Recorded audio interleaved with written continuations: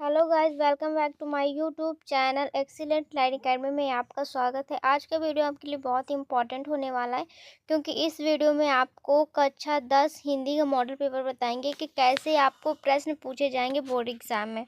तो सभी स्टूडेंट अच्छे से इस वीडियो को देखिएगा ताकि आपको पता चले कि कितने नंबर के कौन से क्वेश्चन पूछे जाते हैं। तो चलिए देखते हैं। सबसे ऊपर पहले आपको ध्यान देना है कि इसमें समय दिया हुआ है 3 घंटे 15 मिनट। ओके, 3 घंटे 15 मिनट आपको दिए गए हैं। यहाँ पे आपको नोट दिए जाते हैं, उन्हें आपको ज़रूर पढ़ने हैं, इन्हें बिल्कुल भी नहीं भूलना है। तो देखिए नोट आपको क्या दिए जाएंगे। 15 मिनट परीक्षार्थियों को प्रश्न पत्र पढ़ने के लिए दिए जाते हैं और प्रश्न पत्र 2 खंड में है, आ और बा। ये आपको ध्यान रखना है कि आपके जो प्रश्न पत्र हैं वो आ और बा में विभाजित है, और प्रश्न पत्र के खंड आ में बहुविकल्पीय प्रश्न जिसमें सही विकल्प चुन का चयन करना है, और ओ एम की सीट भी भरना होता है आपको। तो इसे आपको ध्यान रखना है। और किस में से भरेंगे? काले बाल पॉइंट से करेंगे। ओके, फिर इसके बाद खंड आ में बहुविकल्पीय प्रश्न, प्रत्येक प्रश्न के लिए 1 अंक निर्धारित। आपसे ये कह रहा है कि खंड आ में बहुविकल्पीय प्रश्न दिए जाएंगे जिसके लिए आपको एक क्वेश्चन का 1 नंबर मिलेगा। ORM सीट पर उत्तर अंकित किए जाने के पश्चात उसे काटे नहीं।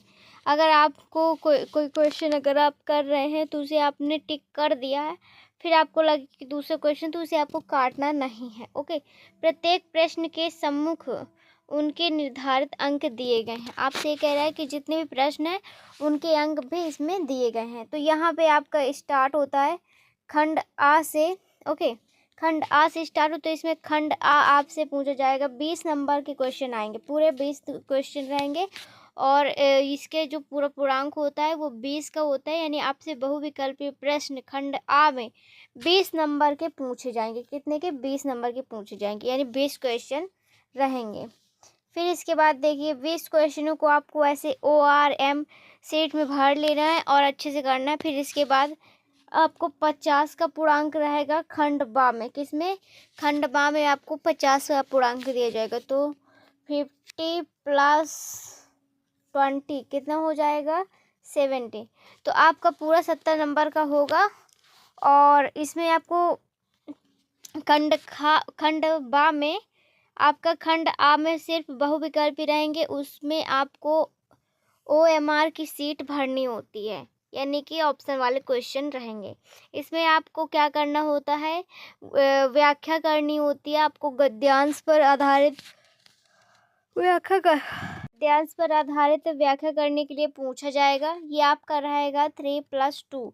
अब 3+2 क्यों रहेगा? देखिए आपको इसके क्वेश्चन के उत्तर भी देने हैं। 3 प्रश्न रहेंगे तो 3 नंबर मिलेंगे, और 2 नंबर आपको व्याख्या करने के मिलेंगे। ओके, तो ये पूरा नंबर हो जाएगा 3 × 2, यानी कि 6 नंबर मिलेंगे आपको।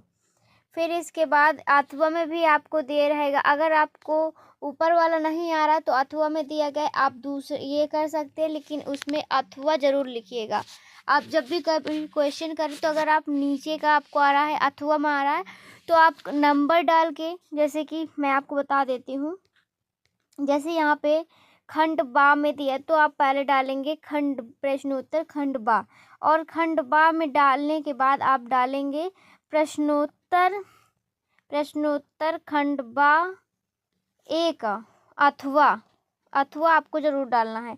अगर आप नीचे का कर रहे हैं, अगर ऊपर कर रहे हैं तो 1 भी डाल सकते हैं। नीचे कर रहे हैं मतलब कि अथवा वाला अगर आप कर रहे हैं तो अथवा ज़रूर आप डालिएगा, ताकि इसमें पता चले कि आप कौन सा किए हैं, पहला किए हैं या दूसरा। तो अथवा आपको ज़रूर डालना है। फिर प्रश्न नंबर 2 आपसे दिया जाएगा, पद्यांश पर आधारित 3 प्रश्नों के उत्तर दीजिए। ओके, पद्यांश पर आधारित 3 प्रश्नों के आपके यहाँ पे उत्तर देने होते हैं। तो ये भी आपका कितने नंबर का होता है? 3 × 2 यानी 6 नंबर का। आपको प्रश्न के 3 नंबर मिलते हैं और 2 नंबर व्याख्या करने की।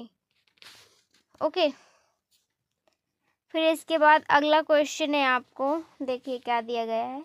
अगला क्वेश्चन क्या दिया गया है आपको? यहाँ पे अथवा में भी आपको दिया जाएगा तो आप अथवा कर सकते हैं, लेकिन एक बात का ध्यान रखना है, आपको अथवा लिखना है अगर अथवा वाला कर रहे हैं तो। अगर यहाँ पे आपको फिर तीसरा प्रश्न दिया जाएगा 3rd नंबर कि दिए गए संस्कृत पद्यांश में किसी एक का संदर्भ सहित हिंदी अनुवाद लिखिए। यहाँ आपको संस्कृत का गद्यांश दिया जाएगा जिसका आपका अनुवाद करना होगा, उसका संदर्भ लिखना होगा। तो आप इसमें संदर्भ लिखेंगे और इसका अनुवाद करेंगे। ये आपको 2 दिए जाएंगे, पहला इसमें और दूसरा अथवा में। तो दोनों के लिए मतलब कि आपको इनमें से एक करना होता है, दोनों आप नहीं करेंगे। अथवा वाला आप नीचे वाला अगर आपको आ रहा है अथवा वाला तो आप अथवा वाला कर सकते हैं, पहला वाला आ रहा है तो पहला वाला कर सकते हैं। इसके लिए आपको 3+2 यानी कि 5 नंबर दिए जाते हैं। इसके बाद 4 नंबर का जो क्वेश्चन रहता है, 4 नंबर के क्वेश्चन में आपको दिया जाएगा कि दिए गए संस्कृत पद्यांश में किसी का संदर्भ हिंदी अनुवाद लिखना होता है आपको। ओके, तो यहाँ आपको क्या दिया जाएगा, संस्कृत गद्यांश दिया जाएगा, संस्कृत पद्यांश दिया जाएगा जिसमें आपको अनुवाद करना होगा, संदर्भ लिखना होगा। तो इसके लिए भी आपको 2 दिए जाएंगे, एक अनुवाद ऊपर दिया जाएगा, अथवा में दिया जाएगा। अगर आपको जो आ रहा है, जो श्लोक आपको आ रहा है तो आप उसका हल कर सकते हैं। जिसके आपको लेखक का नाम पता है, पाठ का नाम पता है, उसे आप कर सकते हैं और इसके लिए आपको 5 नंबर मिलेंगे। 2 नंबर आपको मिलते हैं संदर्भ लिखने के और 3 नंबर आपको अनुवाद लिखने के मिलते हैं। फिर आपको प्रश्न नंबर 5 दिया जाएगा कि अपने पठित खंड काव्य के आधार पर निम्नलिखित प्रश्नों में किसी एक का उत्तर। आपके इसमें दिए जाएगा मतलब कि जो आप स्वपठित आपके जो भी पढ़े हों तो आप इसमें से किसी एक प्रश्न का उत्तर दे सकते हैं जो भी आपके ज़िले के अंदर आता हो। ओके, तो इसे आपको ध्यान रखना है। फिर इसके बाद 6 नंबर का क्वेश्चन देखिए। 6 में आपको का और खा क्वेश्चन दिए जाएंगे। अब का और खा में क्या रहेगा, आपको एक जीवन परिचय पूछेगा, किसमें, लेखक का, और एक कवि का जीवन परिचय पूछेगा। तो आपको क्या करना है, इसमें आपको 3 लेखक के नाम दिए जाएंगे। तीनों लेखकों में से आपको जिस लेखक का आ रहा है जीवन परिचय, आपने अगर राजेंद्र प्रसाद का किया तो राजेंद्र प्रसाद का, जयशंकर प्रसाद का किया तो जयशंकर प्रसाद का, आचार्य प्रसाद का आपको याद है तो आचार्य प्रसाद का। यानी तीनों में से अगर आपको किसी का भी जीवन परिचय याद है इन तीनों में से तो आप कोई भी कर सकते हो, लेकिन एक का ही करना है, सबका नहीं करना है, गलती कर दी। और इसके लिए आपको 3+2 नंबर मिलते हैं। ओके, फिर अगला क्वेश्चन आपको 6 का खा नंबर दिया जाएगा जिसमें आपको कवि का जीवन परिचय लिखना होता है। इसमें भी आपको 5 नंबर मिलते हैं। तो इसमें भी आपको 3 कवि दिए जाएंगे। तीनों कवि में से जिसका क्वेश्चन का आंसर आपको आ रहा है, मतलब जिसका भी जीवन परिचय आपको याद है वो आप कर सकते हैं।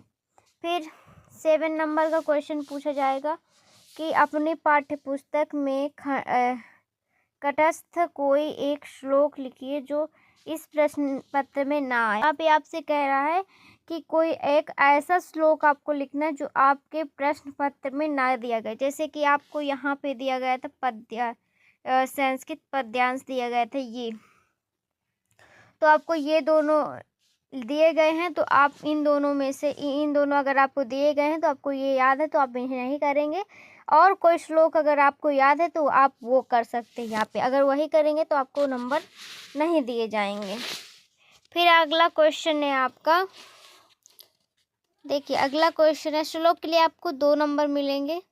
ओके, फिर आपका अगला क्वेश्चन है कि निम्नलिखित में से किन्हीं 2 प्रश्नों का उत्तर संस्कृत में दीजिए। आपसे इसमें 2 प्रश्न पूछे जाएंगे जिसके आपको उत्तर किस में देने होंगे, संस्कृत में। तो इसके लिए आपको 2 क्वेश्चन दिए तो 2 नंबर मिलते हैं।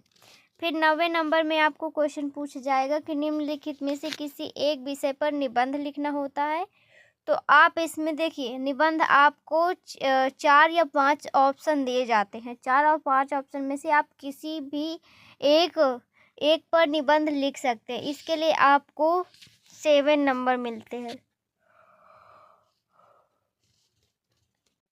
कितने नंबर मिलते हैं आपको, 7 नंबर मिलते हैं।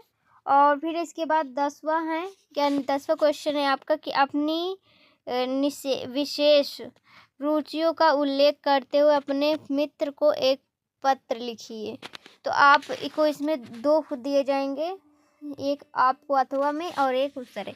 तो आपको इसमें पत्र लिखने के लिए 4 नंबर मिलेंगे।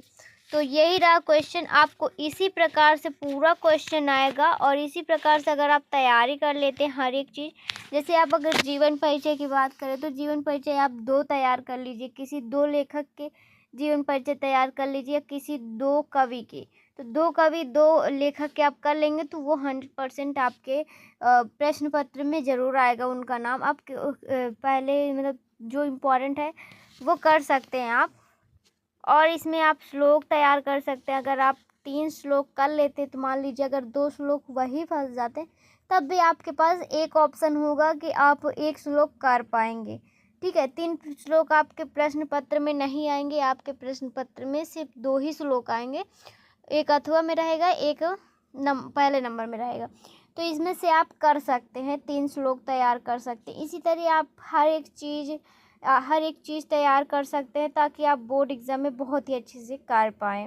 ओके, तो अगर आपको इसमें कोई भी लगे कि आपको कुछ समझ में नहीं आया तो आप कमेंट कर सकते हैं। आई होप ये वीडियो आपको अच्छा लगा होगा, हेल्पफुल है आपके लिए। तो वीडियो को लाइक करिए और शेयर करिए। हमारे चैनल में नए हैं तो हमारे यूट्यूब फैमिली से जुड़ जाइए, हमारे चैनल को सब्सक्राइब कर लीजिए।